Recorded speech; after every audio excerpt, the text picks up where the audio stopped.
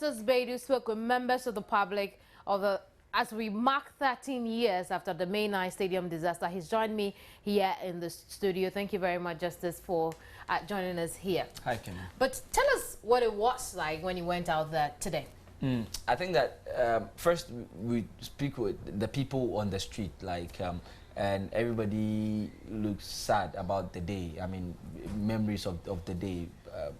Everybody's talking about how dreadful the day was, and very sad memories, and never wish to see such a day again. Unfortunately for some of them, they don't think that we've learned our lessons enough. If you look at a few of the incidences that we've had within the last 13 years. And so these are the sentiments that run through the people that we spoke with along the street. I think that those are the ones that will be. And we should listen to that and come back to the studio and speak to Justice. Leaders should be very proactive in taking decisions. Like if there should be maybe facilities for all our stadia, they should make sure they provide all those facilities so that all the time when such a thing would happen, we'll be able to even preempt it and then maybe know how to forestall such things from happening. So we don't wish such a thing to happen again in Ghana. Yeah. Where were you on May 9th? Well, I was in a Volta region. Okay. Yeah. How did you hear the story? Well, I just tuned to the news and then I saw people running, and then there was a tear gas all over and people were running and people were falling down. The eba ni the enye there, but everyone is a say me say my lose me brother. Inti say I mean me nam no say me kwa compare the bia me sadaka bi kakra me bompa ya man. Inti enye dia ba ye bompa say na be ya NCBU. Wow, inti any a bompa say NCBU, but the eba ni the enye there, but the nyankopa hihia ni the ahihia wie inti the eba ni the enye. Sada na way. Oh, down in the name of ye, my name Brani the on your stadium. Oh, yes, you share young who into the next of day, no, now. Yet, yeah, we say young coy and now the Sukadia. A more new poet called Uno Qualibu. Nay, say, and so Waka baby. Stadium disaster no and a mile on the Suka baby. Until free me in the bush and for jam which they know, then say Prime Minister. Oh, film, yes, so I because I a senior brother. I more, but then the abadi aba into so when you saw nearby chair, I say, but your funny said, you're now cooper dear. I hear we ain't ya jabi be a maniac, but at least you do main day knife way there, the kind of. Okay, I think we have to be very careful next time, and then we have to comport ourselves when such occasion happens, that we avoid such disaster, because some lost their friends, their families, a lot of people. So I think to be a lesson for us, that's how we attend such occasion. Where were you on May 9, 2001? Anyway, I was not at the stadium, I was in the house, but I was later headed and I feel very sad, but to God be the glory. Certain situations, very, very sad. And we always pray to God that certain things of that nature do not occur again. And also, most advice should go to our fans. When they get to the sports stadium, they should also be very, very careful as they compose themselves, not to allow this situation to occur again.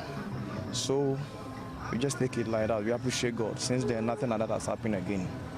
So I think that is all I can say for now. Where were you on May 9, 2001? I was at home. And I heard the news. It was very, very sad, because I think 2 colleagues from my area, they were involved in the situation. It was very, very bad. Justice Beidou, who's been on this beat, is still here with us in the studio. Right, and so you witnessed the ceremony as well. Tell us about it. Okay, so it's been a very solemn occasion for most of the families who lost their relatives in that disaster. We had lots of fans, mainly from Accra Hearts-of-Oak, at the stadium, and it so happened that a lot of the fans who died actually were from Nima. And so, for most of the people at the stadium today were from Nima, the Chapter O supporters union of Accra Hearts-of-Oak, and they shared memories of me, with me, of people, loved ones who they were with in the stadium, who they lost. And what were some of the stories they told you? I mean, I spoke with this guy who said he was there at the stadium and did not see anything. He was holding someone, his brother, and he saw his brother die in his arms, and he himself was trying to save himself while looking on his own brother dying. And you had families of I spoke with one woman who says he gave birth only 2 weeks before the incident, and so the 13-year-old girl I spoke with, who is like, it was like a big girl now, never saw his father. Never saw her father. She never saw her father, and she is now in JSS 3, JHS 3, and just coming out of school. They are complaining. You know, there was a trust fund that was set up for these children. They are giving 170 cedis for the whole year. Now, for the whole year? For the whole year. Now, this woman has like 6 children herself, and she sells pure water, and they have to depend on this money. And for them, that's woefully. And for the past 13 years? For the past 13 years, and that's what they've been living on. So it's very difficult. It's very difficult for them. In fact, the fans are complaining that there hasn't really been any serious action to change a lot of institutional wrongs that caused the disaster. So, for example, the teams themselves, they haven't done any sort of introspection to find out what exactly the causes were, how to guard against such incidences in the future. 13 years ago, I watched the incident unfold on TV, and I've not had the opportunity to be at the stadium. You went to that today. Yeah.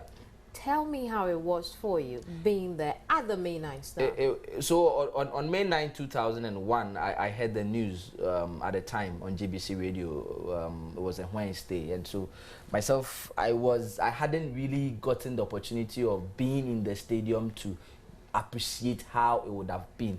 And I was there like 6 a.m. this morning, and with the serene atmosphere in that particular stadium at the time, and I was standing right at the point where they now call the May 9th stand. Absolutely. And that was the part of the stadium where most of the victims were sitting at the time. And so it was a difficult moment for me as a journalist. But we can only hope that nothing like that happens again. And unfortunately, I don't think we have learnt our lessons. Why do you say that? Because I mean, just recently we had in the division 1 league, we had a referee being beaten to death. We still haven't had any report, any investigation. No sanctions that has gone into that. Fans go into stadia and put up all sorts of attitudes, and you don't find any serious action like we see in the European leagues, where even referees, even coaches who say just words that are deemed to be not in good taste about referees are fined. They are banned from the stadium. They are sent out of the. We don't seem to have that sort of urgency in addressing some of these issues. And so I think that until those things are put in place, we really have a long way to go. Absolutely. And I'm sure there'll be more in subsequent broadcasts. Yeah, sure. We have a full story on this, how our coverage of the May 9th disaster 30th anniversary on News at 8 right, and Nightly News. So thank you very much for coming here. Yeah.